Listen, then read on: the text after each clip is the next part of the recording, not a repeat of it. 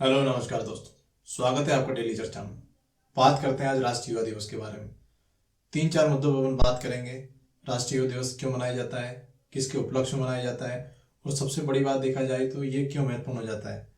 अगर बात करें अपन ये कब मनाया जाता है, तो ये आज ही के दिन 12 जनवरी को राष्ट्रीय युवा दिवस मनाया जाता है।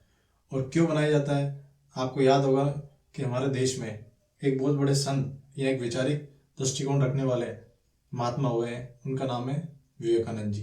और विवेकानंद जी को मेरे हिसाब से हर यूथ या हर देश का जितना भी एक जागरूक युवा है, उन्होंने विवेकानंद जी को जरूर पढ़ा होगा। अगर नहीं पढ़ा तो आपको एक बार जरूर पढ़ना चाहिए।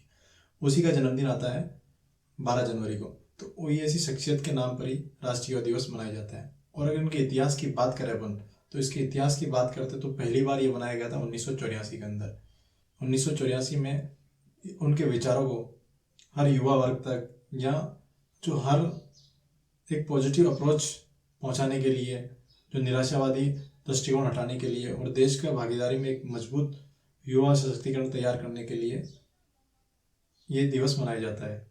तो सभी युवाओं के लिए आज का दिन अपने आप में महत्वपूर्ण हो जाता है, क्योंकि उनके लिए ये दिवस अपने आप में महत्वपूर्ण, क्योंकि उनके विचारों को आगे बढ़ाने के लिए, उनके जीवन की गुणवत्ता में सुधार लाने के लिए, उनका जितने भी पॉजिटिव थिंकिंग या जितना भी उनका बिजनेस डेवलपमेंट माइंड हो, उनको आगे रखने के लिए ये दिवस मनाया जाता है।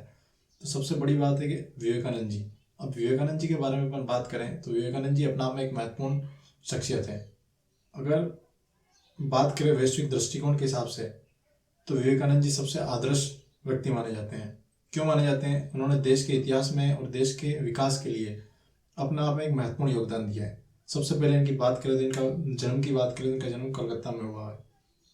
शुरुआती शिक्षा में इनकी अच्छी हुई है, लेकिन सबसे बड़ी बात है कि ये होनहार छात्र होने के बावजूद इनको नौकरी के लिए इधर उधर भटकना पड़ा, और नौकरी से इधर उधर फिर भी इनको नौकरी ना मिली, तो इन्होंने एक नास्तिक विचारधारा अपना ली। उनके बाद रामकृष्ण परमहंस जो इनके गुरु थे, उनके दृष्टिकोण, उनके सानिध्य में इन्होंने एक संत की उपाधि प्राप्त की और एक अपने विचारों तक अपने देश में ही नहीं पूरे विश्व तक पहुंचाया। और सबसे बड़ी बात है कि आपने शिकागो सम्मेलन का नाम सुना होगा। 1893 में इन्होंने जो विश्व हिंदी को, जो अपनी हिंदी पटाली, हिंदी मातृभाषा, जो हमारा संस्कृति, हमारा कल्चर है, उन्होंने पूरे विश्व में फैलाने का काम किया। 1893 में जो अंग्रेजों के बीच उन्होंने अपना भाषण हिंदी के अंदर इसकी शुरुआत की। तो दोस्तों, उनके विचारों को आप अगर जानने की बात करें तो हम उनके एक विचार की बात करते हैं, वो है कि आप वही बन सकते हो या आपके जो विचार चल रहे हैं। मतलब कहने का मतलब है कि अपन वही व्यक्ति बनेंगे जो अपन सोच रहे हैं। तो उनका कहना है कि अपने जीवन निर्माण के लिए सबसे पहली बात होना चाहिए अपनी सोच। अपन क्या सोच रहे हैं जीवन के नजरिए के प्रति, तो अपन वही व्यक्ति बनेंगे। तो कहने का मतलब है कि उनके विचारों को अगर देखा जाए, या उनके जो युवाओं के लिए या देश के लिए जो उन्होंने किया है, उनके दृष्टिकोण को देखा जाए, तो उन्हीं के उपलक्ष्य में 12 जनवरी को उनके जन्मदिन पर राष्ट्रीय युवा दिवस मनाई जाती है, क्योंकि युवाओं के लिए उन्होंने एक महत्वपूर्ण भागीदारी निभाई है। तो दोस्तों, कैसी लगी आज की जानकारी आपको?